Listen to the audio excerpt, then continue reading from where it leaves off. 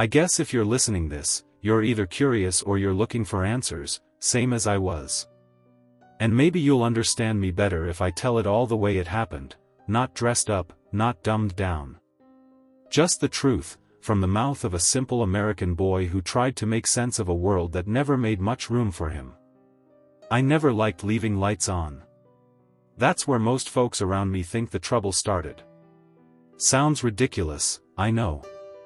But that little habit, my wanting to save electricity, to keep the bills low, to live small so we could someday live big, was apparently enough for my wife to cheat on me, and for my family to turn their backs on me like I was the one who broke something. I grew up in a small town just outside of Columbus, Ohio. Not the middle of nowhere, but close enough that you could hear it whispering. Dad ran a hardware store for a while, until Amazon chewed it up and spat it out. Mom bounced from job to job, grocery stores, diners, the school cafeteria. My little sister, Amber, she never worked a day in her life if she didn't have to, but she sure liked to spend money like it was Monopoly cash. I did what I could. Graduated high school, went to a trade school, got a job fixing HVAC systems. Not glamorous, but honest. I married young, 23. Her name was Natalie. She had wild green eyes, a laugh that stopped time, and a way of making you feel like you were the only one who mattered when she was looking at you. I fell hard. And maybe that was my mistake. I kept our place tight. We lived in a modest 2-bedroom I bought with my savings and some sweat equity. I fixed the roof myself. Replaced the insulation. Put in a water-saving toilet and LED lights.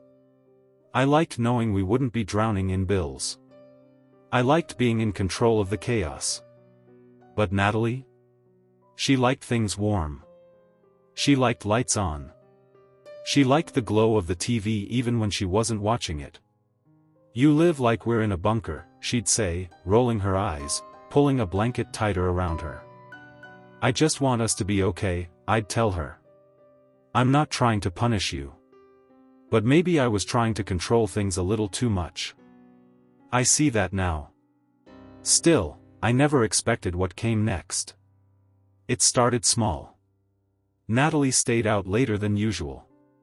Book club, she said. Then work events. Then she had to help a friend move. I tried not to push. I trusted her. I didn't think I had a reason not to. But one night I came home early from a late repair job and found her in the backyard, whispering on the phone, face lit by the porch light I always told her to turn off. I'll be there soon, she said. Just wait. I waited too. Inside, at the kitchen table. I didn't say anything when she came in. Just asked if she'd eaten. She lied and said she had. A week later, she told me she needed space. That I was suffocating her. That I didn't feel like a man anymore. And when I asked what she meant by that, she said something I'll never forget. He makes me feel alive. Like I'm wanted. He. It wasn't a guess anymore. Turns out, she was seeing a man named Rick. 58 years old. Owned a string of car washes and had a voice like gravel dipped in bourbon. He wore gold chains and drove a Lincoln. He also had 3 ex-wives and a grown daughter who hated his guts. I didn't even yell. I didn't cry. I just stood there, the kitchen light flickering above us, thinking about all the times I'd turned off that light to save money, to protect our future. And here she was, chasing a guy who probably left his jacuzzi on all night just because he could. When I told my parents, they didn't say what I expected. Well, Dad muttered, if you'd stop acting like a damn squirrel hiding acorns, maybe your wife wouldn't have to find comfort somewhere else. Mom nodded like it made sense. You always were stingy. Never paid Amber's car loan off like you said you would. Never helped with our bills. I stared at them like I didn't know them. Maybe I didn't. She cheated on me, I reminded them. That's what this is about. No, Amber snapped. This is about how you make everyone feel like they owe you something just because you can fix a pipe or hang drywall. I left without saying another word. My boots were caked in mud from the yard. I scraped them off on their porch before I walked out. I still had manners, even if the world didn't. The funny part is, I forgave Natalie. I really did. I didn't leave her. I didn't fight for the house or throw her stuff on the lawn. I sat down with her one night after work, cooked her pasta, and said, "If you still love me, we can start again. But I need the truth." She cried. Said Rick was just a phase. Said she missed who we used to be. Said she didn't know why she did it. And I took her back. Maybe that makes me weak. Maybe it makes me human. But that was only the beginning.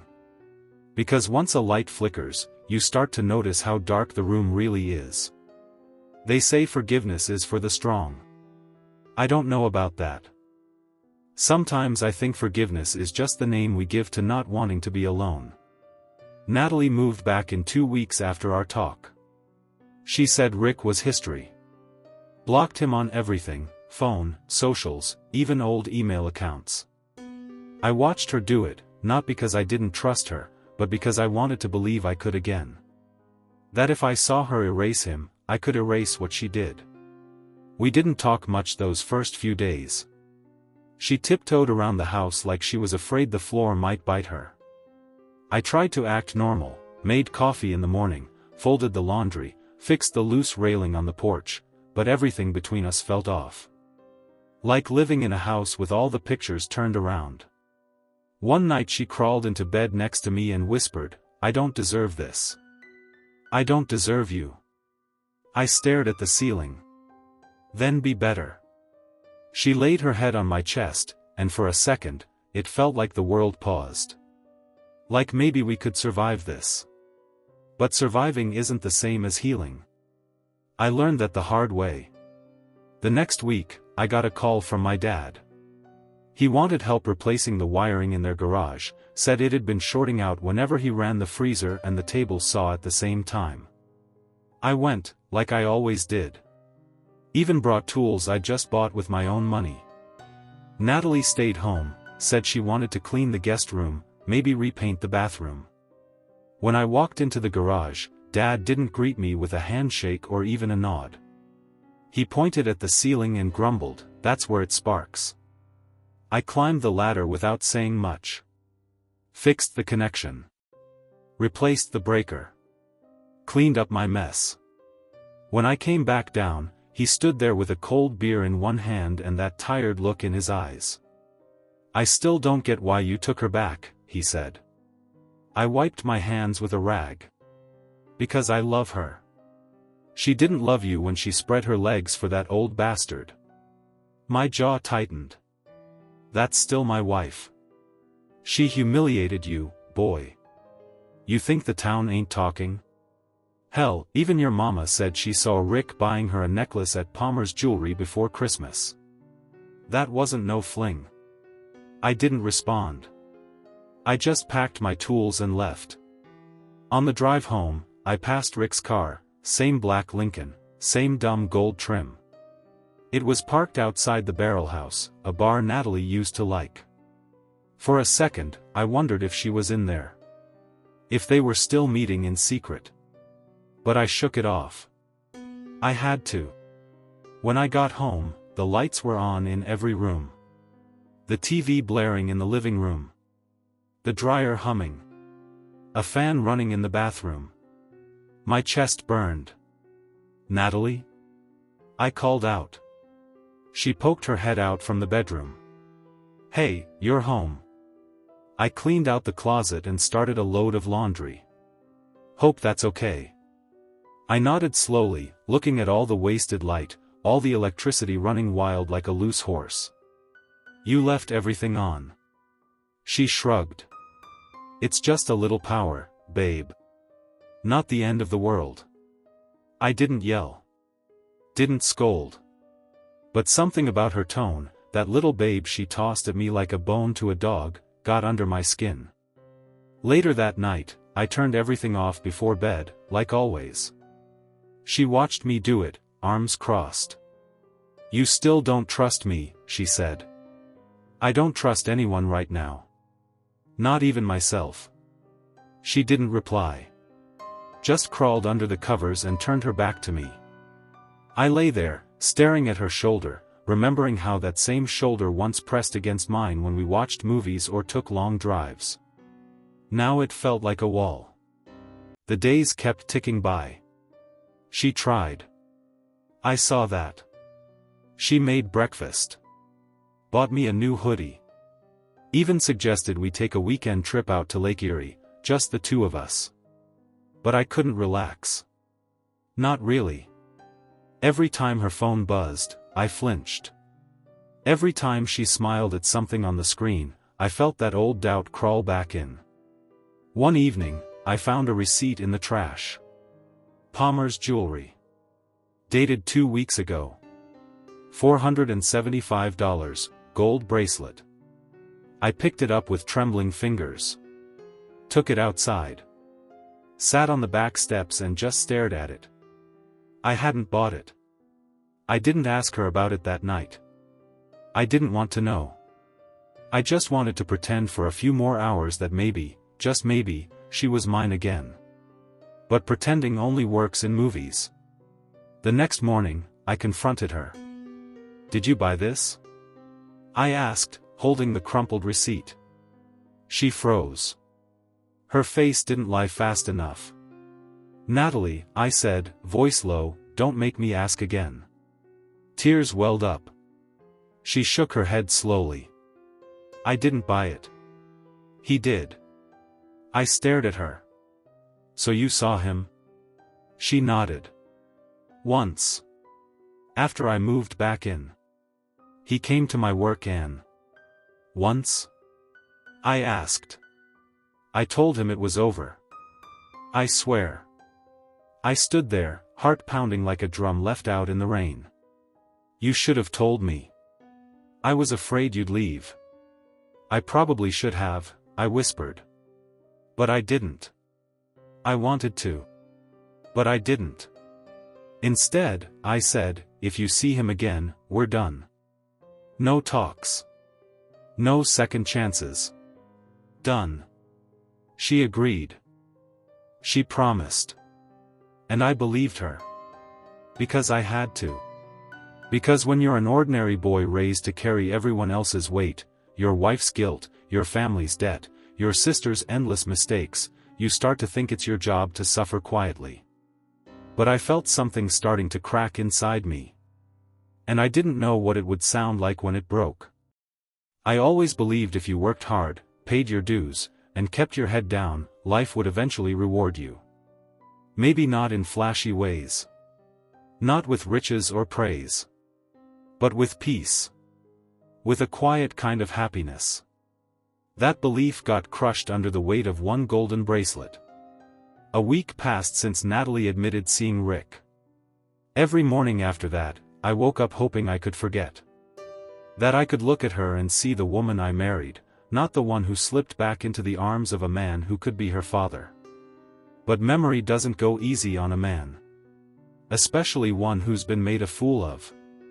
I was pulling weeds in the backyard when my sister showed up. Stacy had that tone in her voice again, the one that made her sound like she ran a courtroom. "You really need to stop being so controlling," she said, arms crossed, leaning against the fence like it was a pulpit. I pulled up a dandelion and looked at her. "I don't remember asking for advice." "You never do, but you need it." She glanced toward the house, where Natalie was in the kitchen, wiping down the counters. "I'm not controlling," I said. "I just like knowing where we stand." "That's not a crime." "No," she said. "But it's exhausting. Natalie cheated because you're, well, you." That stung. What's that supposed to mean? You turn off light bulbs like you're guarding Fort Knox. You refuse to pay mom and dad's debt, even though they raised you. You're so tight with money, I'm surprised you still flush the toilet. I stood up, brushing dirt from my jeans. They're not my debts, Stacy. Dad co-signed for your student loans, not mine. And I'm not responsible for his decision to blow his credit on a jet ski he never used. They helped you when you needed it. No, they guilt me when I didn't. Her face twisted into something between disgust and pity. No wonder she strayed. Who wants to live with a man who watches the thermostat like it's a bomb trigger? I opened my mouth but couldn't find the words. Not right away. So I turned my back and went inside. That night, I sat on the couch with the TV on mute, watching the soft flicker of commercials without sound. Natalie came in, holding a folded blanket like she didn't know whether to sit down or just leave the room. Stacy stopped by, I said. She nodded. I heard. I stayed quiet. She said it's my fault you cheated. Natalie sat down slowly beside me. It's not. She said I'm too cheap. Too cold. That I make people uncomfortable. She looked down at her hands. You're careful. Not cold. I won't pay off their debts. I work double shifts. I skip lunch sometimes just to pay our bills. And still. I wasn't enough. Her eyes welled up. You are. I made a stupid, selfish choice. That doesn't mean you weren't enough. I swallowed hard, heart heavy. Why'd it have to be someone like him? Why a man old enough to be your dad? She looked away. Because he made me feel like I didn't have to work so hard to be loved. That hit deeper than I expected. I got up and went to the kitchen. I opened the fridge, not even hungry. I just needed space to breathe. From behind me, she said, you forgive me, but you don't really see me anymore. I see you. She shook her head. No. You see a version of me you wish existed. I leaned on the counter, feeling the exhaustion settle in my bones. I see the woman I married. I see the woman I still want to believe in. She came closer. Then stopped trying to control everything. Let the lights stay on sometimes. Let the world be messy. I didn't answer. I just stood there, staring at the glow from the refrigerator light. That night, I left the hallway light on when we went to bed. Just to prove something. To her. To me. I don't know. I didn't sleep well. My mind kept turning, grinding like a rusty gear. Sometime around 2 a.m., I got up and wandered into the garage. I sat on the old cooler and just stared at the water heater like it might hold the answer to everything. Natalie found me an hour later, barefoot and quiet. You okay? She whispered. I shrugged. I just wanted to be somewhere that doesn't ask anything from me. She walked over and sat beside me. We didn't say anything for a while. Then she leaned her head on my shoulder. I'll spend the rest of my life proving you were right to forgive me. I know that doesn't fix anything, but it's all I can offer. And I believed her. Or maybe I just needed to. In the distance, a train whistle cut through the night. I looked at her, then at the faint glow of the hallway light still shining through the door we'd left cracked open. For the first time in a while, I didn't get up to turn it off. The days started to settle into something like a rhythm again. Not quite normal. Not quite peaceful. But steady, like the hum of a fridge in the dead of night. You don't notice it at first, but once it cuts off, the silence makes your ears ring. I kept going to work like always. 6 in the morning, out the door with my thermos and a brown paper bag. Natalie started packing lunch for me again, nothing fancy. A turkey sandwich, maybe a boiled egg, and a handwritten note that usually just said, I'm trying. I'd sit in my truck and reread that note like it was gospel. I didn't talk much to Stacy after that last argument. She tried texting me a few times, passive-aggressive things like, hope you didn't forget Mom's birthday, or, must be nice not having to carry anyone else's weight. And maybe she was right, in her own bitter way. I was done carrying. I'd been the mule in this family for too long, paying bills that weren't mine, pretending like my frugal ways were a burden when all they'd ever been was survival. One Thursday evening, I came home to find Natalie in the garage, tinkering with the laundry machines. Her hair was pulled up, and her cheeks were smudged with dryer lint. "What are you doing?" I asked, setting down my lunchbox. She looked up, half smiling. "Trying to fix the buzzer on the dryer. I thought maybe, if I took something off your plate." I chuckled softly. "You're not supposed to be elbow deep in wires. You'll electrocute yourself." She grinned. "At least I'll go out trying." I knelt beside her. "Here, let me." She handed me the screwdriver and sat back on her heels, watching as I fiddled with the wires. The silence between us felt less heavy than usual. "I looked up Rick on Facebook," she said quietly. I paused but didn't look at her. "Yeah? He's seeing someone new. A woman closer to his age. Guess he got tired of babysitting." She winced at that, and I regretted it right away. But it was the truth, bitter and hard-edged. "I wasn't trying to replace a father," she said. I wanted someone to tell me it was okay to rest. That I didn't have to hustle every second just to earn affection." I tightened a wire and tested the buzzer. It clicked, then whined faintly. "You never had to earn mine." "I know that now." We stood in the garage a while longer, the air full of dryer sheets and sawdust. Then she said something that sat with me for days after. "You forgive me. But do you still want me?" I didn't answer right away. How could I? Wanting someone isn't just about love. It's about trust, about knowing they won't twist a knife in your back when you're facing the storm for them. "I'm trying," I said finally, echoing the words from her notes. "Some days, I look at you and I still see home. Other days, I see a stranger wearing your face." She nodded. "That's fair." That night, I found a small package on my nightstand. Inside was a new smart thermostat, one that could be set to a schedule and still save power without me having to hover over it like a watchdog. "I know how much this stuff means to you," Natalie said from the doorway. I figured, maybe there's a middle ground. I stared at it for a long time. Nobody had ever done something like that for me, something that said, "I see you, even in your quiet, stubborn ways." And maybe that's what love is. Not just the big grand gestures, but the little ones. The lights left on when you're afraid of the dark. The sandwiches packed without asking. The effort to understand a man who counts every what not because he's stingy, but because he knows what it means to grow up with the power shut off. Later that week, my parents called. I didn't pick up. Stacy texted again, "You can't ignore us forever." And maybe she was right. But for once, I was choosing to ignore the noise. That Sunday, I took Natalie out for a drive. Just us, the road, and the radio. We didn't talk much.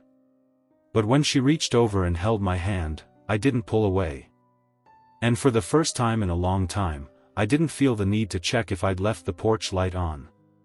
Because sometimes, peace isn't about fixing everything. It's about finding someone who's willing to sit with you in the dark until the light comes back on. I thought forgiveness would feel more final. Like closing a door and locking it, hearing the click and walking away for good. But it turns out forgiveness is more like patching a roof in the rain. You're always wondering if it's going to hold, if the next storm will find the seams. Natalie and I were trying. God knows we were. She made breakfast more often now, humming under her breath like she used to. I stopped nitpicking how long the bathroom light stayed on, or if she ran the dishwasher before it was full. Still, something hung in the air. Not anger. Not exactly. More like a quiet bruise between us. You don't see it unless you press too hard. And life didn't stop throwing curveballs. It was a Tuesday evening when Mom showed up unannounced, purse slung over her shoulder like she'd just come from bingo or battle, maybe both. "Can we talk?" she asked from the porch, looking past me like she was hoping Natalie would come to the door instead. I stepped aside and let her in. She walked straight to the living room, sat down like she owned the couch. "I heard you haven't talked to your sister in weeks," she said, folding her hands neatly on her lap. "I haven't," I said, staying on my feet. "She's hurt. She's manipulative." Mom's lips pressed into a tight line. "She's your sister. She's family. So am I. But no one seems to care when I'm the one bleeding." That stopped her for a second. Then she shook her head slowly. "You've always been the quiet one. The one who bottled things up. I thought maybe marriage would change that. It didn't. It just gave me someone else to protect. And look how that turned out," she said, like it slipped out before she could stop it. I stared at her. "Did you come here to blame me for Natalie's mistake too?" She said you made her feel small. That she didn't feel safe telling you what she needed. She told Rick what she needed, I snapped. A man with gray hair and a gold chain who talks about his knee surgery more than anything else. Don't get ugly. I'm not. I'm just tired, Mom. I'm tired of being painted like the villain because I won't rescue everyone else from their bad decisions. Yours, Dad's, Stacy's, even hers. She stood up, smoothing her shirt. You always think you're the only one trying. No, I said. I just think I'm the only one who tries without expecting someone else to clean it up. Mom left without another word. I stood in the living room for a long time after, staring at the spot where she'd been sitting. Natalie walked in, drying her hands on a dish towel. She came to tell you it was your fault, didn't she? She asked softly. Pretty much. I'm sorry. You shouldn't be, I said. You didn't ask her to do that. No, she said, stepping closer. But it's still my fault you're caught in the middle of all this. I looked at her, really looked. Her eyes didn't flinch anymore. She didn't look guilty. Just tired. Like me. Maybe the middle is where we belong, I said. Not with them. Not with the past. But here. Figuring out how to move forward. She smiled, sad, but sincere. You really think we can? I think it's worth trying. We didn't fix everything that night. But we did sit on the porch together. Didn't say much. Just listened to the crickets and the far-off sound of a neighbor's lawnmower. And when it got dark, I didn't jump up to switch the porch light off. I let it glow. There's a kind of silence you don't notice until you live without it for a while. After Mom's visit, things got a little quieter around the house, not the cold kind of quiet, but a softer one. The kind where you can hear your own thoughts without them turning into arguments. Natalie and I were still figuring each other out again, like two people rebuilding a porch they both fell through. I started letting go of a few things. I didn't flinch when she turned the hallway light on to grab something from the closet. I didn't remind her to unplug the toaster after breakfast. I didn't even say a word when she ran the dryer twice because the towels were still a little damp. It sounds small, I know. But for a guy like me, who used to track the electric meter like it was a scoreboard, that was a big deal. One evening, we were sitting in the living room watching an old movie, and Natalie turned to me with a look on her face that said she was thinking too hard. You ever wonder if your family's gonna come around? She asked. Not really, I said. They've got their story, and I've got mine. I think I just stopped needing their version to make sense. She nodded. I don't know how you do it. Just, carry on. Because I've been doing it my whole life, I said. Since I was 12 and Dad lost his job and we started lighting candles instead of using the lamps. I got used to the dark. She leaned her head on my shoulder. I used to think comfort was expensive. Like, if I wanted warmth, or peace, or someone to fight for me, it had to cost something. Doesn't have to, I said. Sometimes it just takes staying. Even when it's easier to walk. We didn't talk after that for a while. Just let the sound of the TV fill the space between us. Some old actor was yelling about love and fate, and Natalie laughed under her breath. "Do you still love me?" she asked suddenly. I didn't hesitate. "Yeah. Even after everything?" "Especially after everything," I said. "Because now you know what it's like to lose it. That kind of love's heavier, but it's real." She didn't cry. She just took my hand and squeezed it like she was holding on to something more than fingers. Like she was holding on to the life we could still have. A few days later, Stacy finally called. Not to apologize, of course. Just to inform me that she and Mom were refinancing the house and hinted that it might be nice if I contributed. I told her no. She got mad, said some things that felt recycled from our childhood, and then hung up. I didn't even get mad. I just walked outside, found Natalie trimming the rose bushes, and kissed her on the forehead. "What was that for?" she asked, smiling. "For still being here," I said. "And for not asking me to be someone I'm not." She touched my cheek with her gardening glove. "I did once. I won't make that mistake again." That night, after dinner, she switched off all the lights and lit a few candles. "Old times?" I asked with a smile. "Just figured we could save a little power," she said, smirking. I laughed, really laughed, and we sat there in that soft glow, the room dancing with shadows that didn't feel threatening anymore. Turns out, the dark doesn't bother you much when you're not alone in it. The morning after the candlelight dinner, I woke up to something I hadn't heard in years. Natalie singing in the shower. Not humming. Not half whispering like she used to when she didn't want me to hear. She was full-on singing, some old Sheryl Crow song that she used to play on road trips. The kind of thing she hadn't done since before everything went sideways. I laid there a few extra minutes, just listening, letting the sound melt into the quiet parts of me that had stayed frozen for too long. It felt like life was starting to come back. Slowly, but it was there. A shoot of green after a hard winter. Later that morning, she made pancakes, actual pancakes, not the just add water kind. She even sliced strawberries on top. Should I be worried? I asked, sitting down at the table. Probably, she said, winking. We ate in that easy silence that comes when you don't need to prove anything. Then she slid an envelope across the table toward me. "What's this?" "Just open it," she said. I did. Inside was a list. Handwritten. Titled, "Things I Want to Fix, One at a Time." At the top was, "Our Trust." Right underneath that, the fence by the garden. Third on the list, me. I looked up at her, not saying anything. "I know it's not magic," she said. "I know a list doesn't fix what I broke. But I need something to work toward. And I want you to see it. Not just hear me say I'm sorry."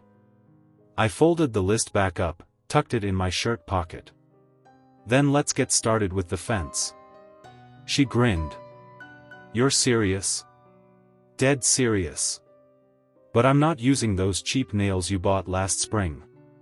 "I deserve that," she said with a soft laugh. That afternoon, we went out back and started tearing off the rotted slats. It wasn't glamorous. We both got splinters, and I think she cursed more than I did. But it was the first time in months we'd built something together, literally and figuratively.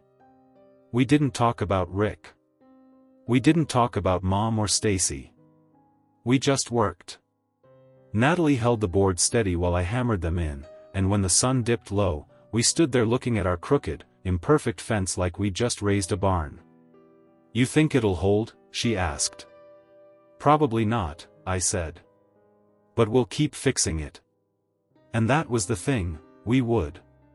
Later that week, We drove past the little diner on Main where she and Rick had met for lunch a few times. I saw her glance at it, but she didn't say anything. Neither did I. Some things don't need to be rehashed every time they hurt. Instead, we pulled into the hardware store. She bought a new set of porch lights, soft, warm ones she said reminded her of glow bugs. I paid without complaining. At home, we strung them up together along the front railing, and when the sun went down, we stood out there with mugs of tea, watching the soft yellow flickers. I never thought I'd feel this again, she said quietly. What? Peace. With you. With myself. Even with the way the world sees us now. You don't need the world, I said. You just need to know we're still trying. And we were. And we are. Because sometimes forgiveness isn't a finish line, it's a daily choice. A list with no last item. A fence that always needs another nail. But you fix it anyway. Together. It was funny how the world didn't seem to care that we were healing. The town kept moving like it always did. Cars rushed past our house on their way to jobs or gyms or someone else's drama. Gas prices went up.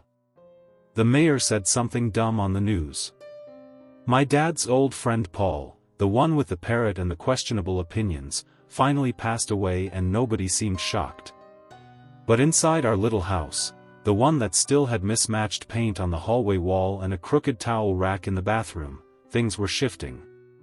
Quietly. Steadily. Natalie had started volunteering again. Just a few hours at the library down the street, helping kids with reading and crafts. It gave her something to talk about at dinner that didn't involve shame or silence. I liked hearing about the little girl who refused to return Charlotte's Web because she said the spider was her real friend. I liked hearing Natalie laugh about it. And I started fixing up the garage, too. Not to rent it out, like Mom once told me I should do. Just to have a space. A man cave, I guess, minus the neon beer signs and the football posters. Just a place for tools, peace, and maybe a battered recliner I could rescue from someone's curb. One Saturday morning, I was out there rearranging some old wood planks when Natalie popped her head in. You have a minute? Sure, I said, brushing sawdust off my hands. She walked in slow, like she wasn't sure if she should interrupt my peace. But she did anyway, and I was glad for it. She held out her phone. Read this. It was a message from Stacy. Hey. I talked to Mom. She says you still haven't helped with the loan. Says Natalie must be using up all the electricity again. Just thought I'd remind you, family comes first. I sighed. I'm guessing you haven't replied yet? No, she said. Because I wanted to ask if I could. You don't need my permission, I said. I know. But I want your blessing. Big difference. That hit me right in the chest. I nodded. Go ahead. She sat down at my workbench and started typing. Not in a rage, not with sarcasm or venom. Just firm and clear. She read it out loud before she sent it. Hi, Stacy. We're doing fine. We're not responsible for your loan, and we're not your excuse to keep avoiding Mom's expectations.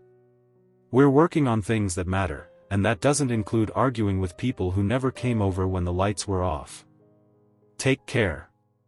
She hit send. No dramatic pause. No second guessing. I'm proud of you, I said. I'm learning from the best, she said.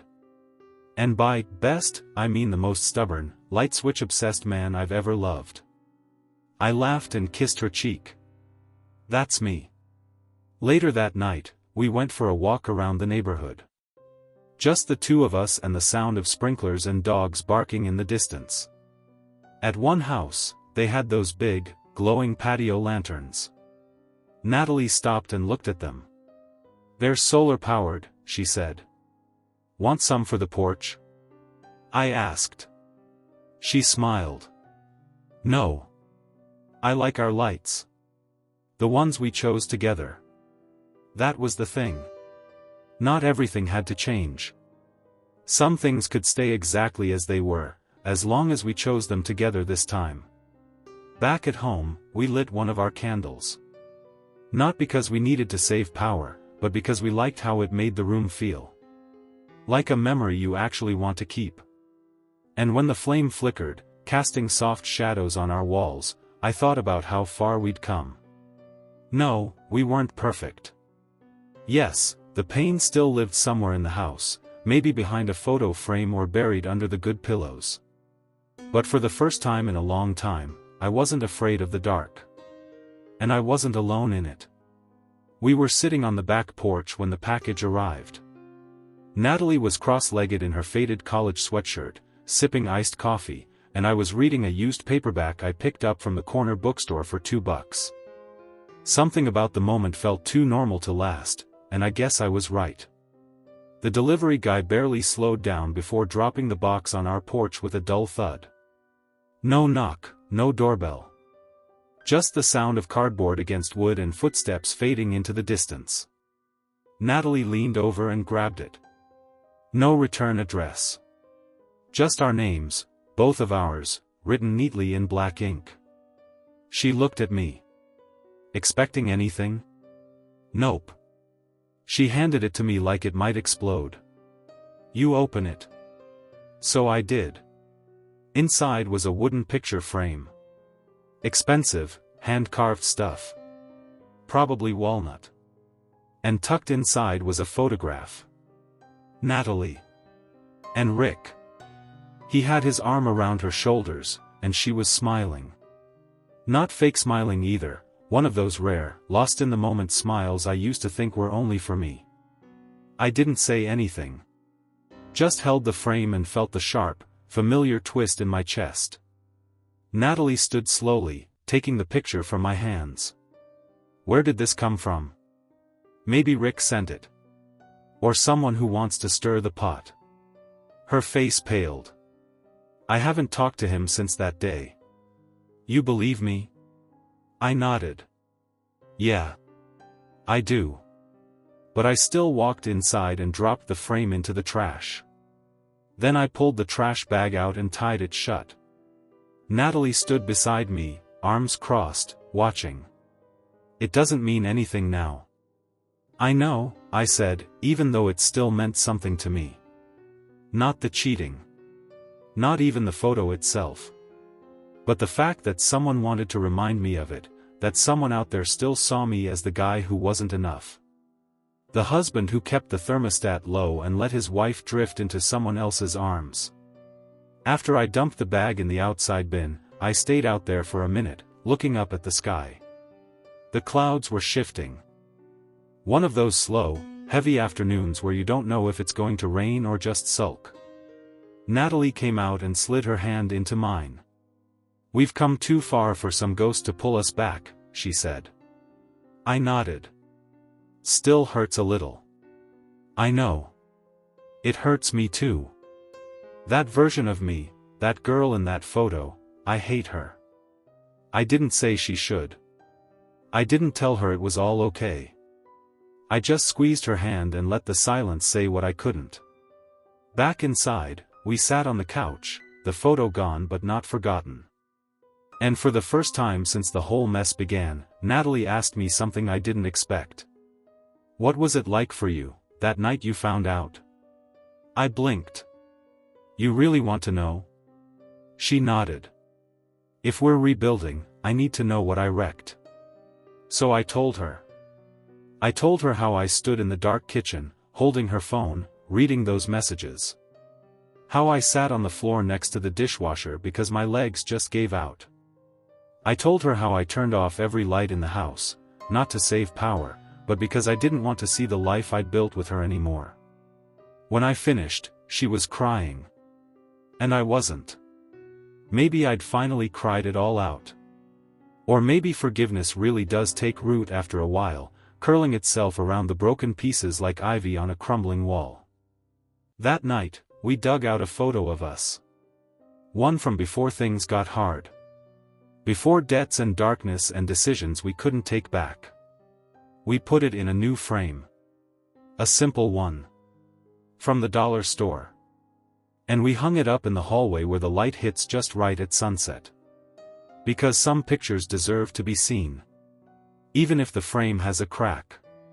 Fall came easy that year.